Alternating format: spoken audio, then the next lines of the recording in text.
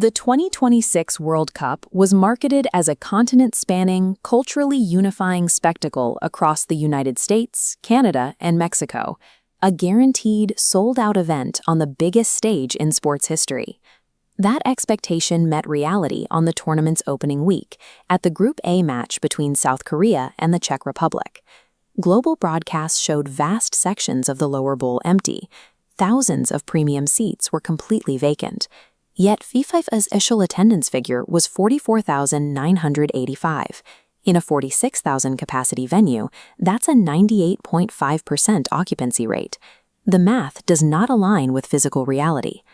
Acknowledging those vacant sections would require admitting a deeper structural flaw. The empty seats are the visual residue of a highly engineered financial model that is actively repelling the global fan base. During the original joint hosting bid submitted by the United States, Canada, and Mexico, organizers presented a specific pricing structure.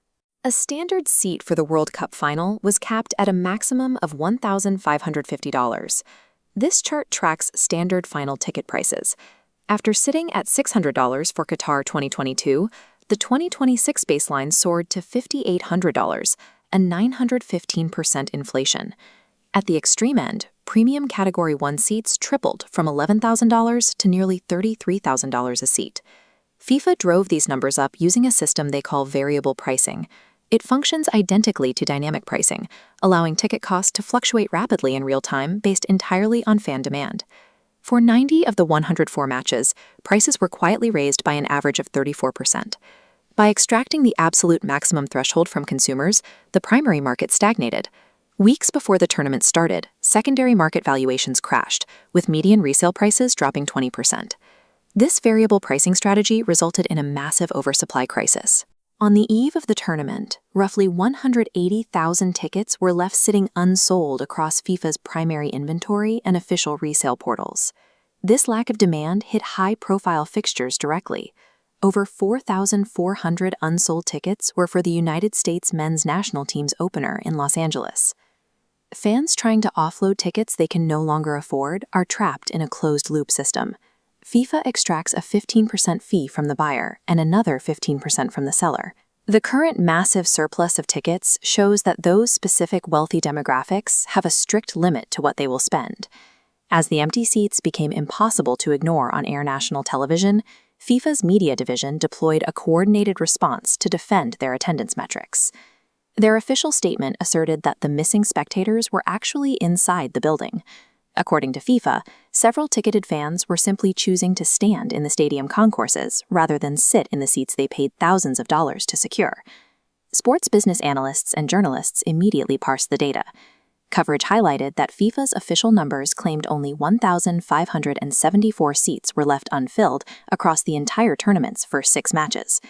The photographic evidence of thousands of empty seats in single venues made the concourse theory mathematically impossible. To absorb the mounting criticism, they introduced a $60 supporter tier. Applying to a few hundred seats, roughly 10% of the allocation, leaving the broader pricing untouched. Blaming the fans for the empty visuals did not settle the debate. It elevated a public relations failure into a matter of formal legal scrutiny. The ripple effects of this pricing strategy are hitting the local economies. Host cities were promised billion-dollar windfalls driven by massive influxes of global tourism.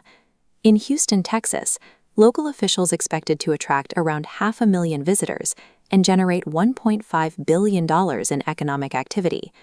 Instead, some hotels remain half empty as international travelers bypass the inflated costs of the tournament. The situation has now escalated to the state level. The Attorneys General of New York and New Jersey have launched a joint investigation into FIFA's ticketing practices, issuing formal subpoenas to the governing body.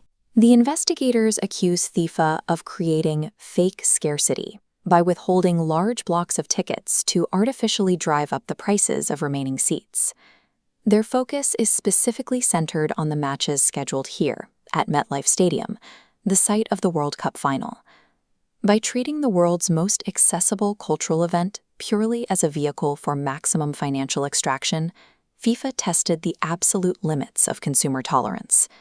The thousands of empty seats prove that the public is finally refusing to pay the price.